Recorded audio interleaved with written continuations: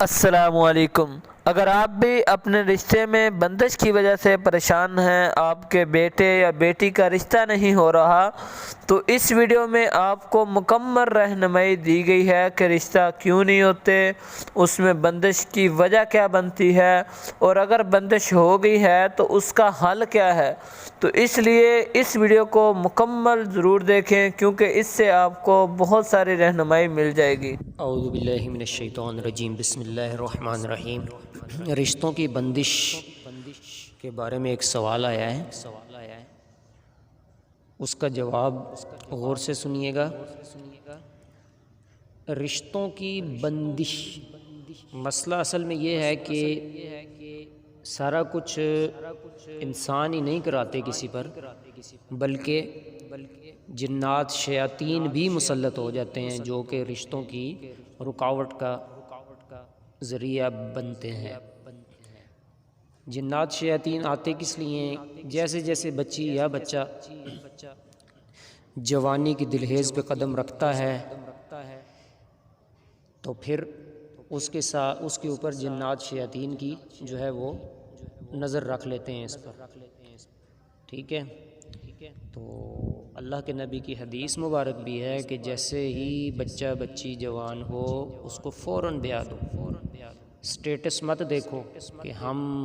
ارائی ہیں اور وہ یوسف زئی ہیں تو اس لیے ہم پٹھان ہونے کی وجہ سے سندھیوں میں پنجابیوں میں نہیں کریں گے، یہ غلط، یہ اسلام میں نہیں ہے۔ اسلام میں ہے کہ اسلام والا اسلام والے کو اپنا لے، پہلی چیز۔ دوسرے نمبر پر اب آتے ہیں اس کی علاج کی طرف۔ اس کی علامت کیا ہے اور اس کا علاج پھر انشاءاللہ میں بتاؤں گا۔ علامات اس کی کچھ اس طرح ہیں کہ لڑکا یا ایسی لڑکی جس پر شیاطین کی طرف سے جادو یا رکاوٹ کا مسئلہ ہو، بندش کا مسئلہ ہو، اس کا دل ہی نہیں کرتا شادی پر، نکاح کرنے پر، ٹھیک ہے جی۔ اس کے علاوہ اگر کوئی رشتہ، اول تو آتا ہی نہیں، رشتہ آ بھی جائے تو پھر دوبارہ وہ ادھر نہیں آتے، یا ان کے خوابوں میں شیاطین آ کر ان کے خلاف بھڑکاتے ہیں، یا ان کے خوابوں میں آ کر ان کے خلاف بھڑکاتے ہیں کہ وہ لڑکی والے ایسے ہیں یا یہ لڑکے والے ایسے ہیں وغیرہ وغیرہ، ان کو عجیب و غریب شکلوں میں دکھایا جاتا ہے خوابوں میں آ کر شیاطین کی طرف سے، کیونکہ شیطان خوابوں میں آ سکتا ہے، حدیث سے بھی ثابت ہے۔ نبی علیہ السلام کو اوریجنل چہرہ نہیں بنا سکتا، باقی وہ سب کچھ بن کے آ سکتا ہے، بزرگ ولی سب کچھ بن کے آ سکتا ہے، ٹھیک ہے جی۔ اس کے علاوہ ہمارے ہاں استخارے کا بڑا عجیب طریقہ مروج ہے، ٹھیک ہے، معاشرے میں جو رواج پا چکا ہے، استخارہ نکلواتے ہیں یا خود کرتے ہیں تو خواب اور اشارے کا جو ہے وہ انتظار کرتے ہیں۔ حالانکہ حضرت جابر رضی اللہ عنہ کی حدیث ہے، نبی علیہ السلام ہمیں استخارے کی ایسے تلقین کرتے تھے جس طرح کہ قرآن مجید کی کوئی صورت سکھلائی جا رہی ہو۔ فرمایا جب تم میں سے کوئی خاص کام کرنے کا ارادہ رکھے تو 2 نفل پڑھے کسی بھی وقت، تو اس کے بعد یہ دعا پڑھ لے، مشہور دعا ہے۔ اب اس دعا کے اندر کوئی استخارے کے بعد یا نہ اشارے کا تعلق ہے، ذکر ہے اس کے اندر، اور نہ خواب کا ذکر ہے، ٹھیک ہے۔ اس کے ترجمے پر آپ غور کریں، اس میں ایسے ہی محسوس ہوتا ہے کہ جیسے اللہ رب العالمین پر چھوڑ دیا جائے یہ پڑھ کے، اچھا کام ہوا آپ کے نصیب میں تو اللہ کر دے گا، نہ اچھا ہوا آپ کے لیے تو اللہ اس سے ہی دور، دل سے ہی نکال دے گا وہ آپ لوگوں کے۔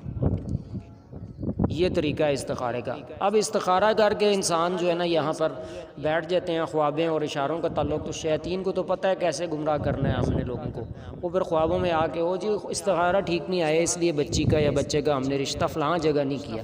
وہ بوڑھے ہو رہے ہیں بیچارہ بچہ بھی بچی بھی بیٹھ کے، ٹھیک ہے، استخارہ ہی ہر بار غلط آتا ہے، ہم کیا کریں۔ تو مسئلہ یہ ہے کہ ہم لوگوں نے اسلام کے دلائل کے بغیر جو ہے نا اپنے من مانی ذہن کی تراشیدہ چیزوں پر عمل کرنا شروع کر دیا ہے۔ اب اور کچھ چیزیں میں بتاؤں گا۔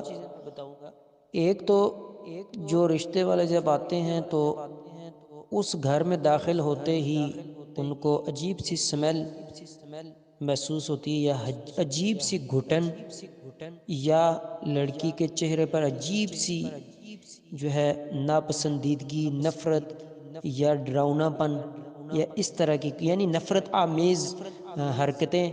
ان کو محسوس ہوتی ہیں، ٹھیک ہے جی، تو اس وجہ سے پھر نا ان کے دل متنفر ہو جاتے ہیں۔ اسی طرح لڑکے کی طرف سے بھی یہی ہوتا ہے، ٹھیک ہے، جس پر بھی بندش والا جادو سحر کیا گیا ہو تو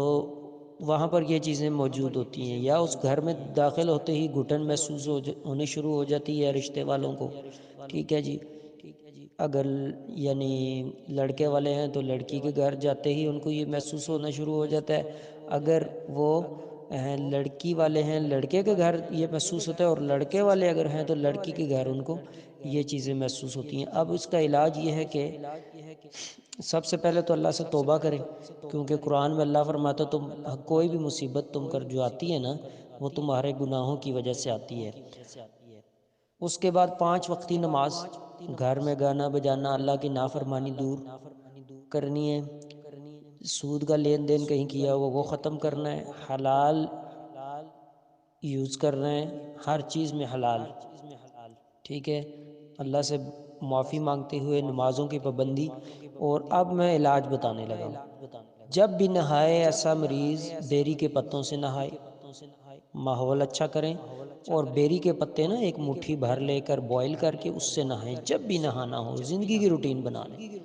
فائدہ یہ زندوں کے لیے فائدے کے لیے تھا، ہم نے مردوں کے لیے رکھ دی ہے یہ چیزیں، ٹھیک ہے جی۔ اور ہر نماز کے بعد اور سونے سے پہلے آیت الکرسی 1 بار اور آخری 3 کل 3 بار پڑھ کے ہاتھوں پہ پھونک کے پورے جسم پہ پھیرنے، پانی پر دم کر کے پی بھی سکتے ہیں، اپنے کمرے میں چھڑکا بھی سکتے ہیں، ٹھیک ہے جی۔ اور دھونی وغیرہ دیں، پنساری سے مل جاتی ہیں، لوبان، مرمکی، ہالیوں، ہرمل، کلونجی، ان کو چٹکی سب کی ڈال لیں، یا ایک ہی چیز کی 2-4 چٹکیاں لے کر دھونی ڈیلی دیں اپنے گھر میں کمرے میں، تو انشاءاللہ اللہ خیر کر دیں گے۔ اور جب بھی رشتے کی بات چلے تو جب بھی دیکھنے کے لیے آئیں، بات چلائیں تو باوضو رہیں، اور اس دوران جو ہے نا اللہ کو یاد کرتے رہیں، اور صبح شام کے اذکار، یعنی یہی آخری 4 کل ہیں، آیت الکرسی ہے، یہ چیزیں نا روٹین ہر نماز کے بعد، رات کو سونے سے پہلے، ٹھیک ہے جی۔ جب رشتے کی بات چلے تو آپ نے مریض نے جو آخری 2 صورتیں نا ان کا ورد رکھنا ہے، اعوذ باللہ کے ساتھ، قرآن کی آخری 2 صورتیں فلق اور ناس، ٹھیک ہے جی۔ صبح شام کے اذکار میں بسم اللہ الذی والی دعا 3 بار صبح شام، اعوذ بکلمات اللہ التامات من شر ما خلق صبح شام 3 بار، ٹھیک ہے جی۔ باوضو رہنا ہے جب وہ آئیں دیکھنے کے لیے، انشاءاللہ یہ ختم ہو جائے گا جادو، فوراً رشتہ طے ہو جائے گا، ٹھیک ہے جی۔ جزاکم اللہ خیر۔ اس ویڈیو کو لائک کریں اور ہمارے چینل کو سبسکرائب کر لیں، ساتھ میں لگے بیل کے آئیکن کو بھی پریس کر دیں نیو ویڈیوز سب سے پہلے حاصل کرنے کے لیے۔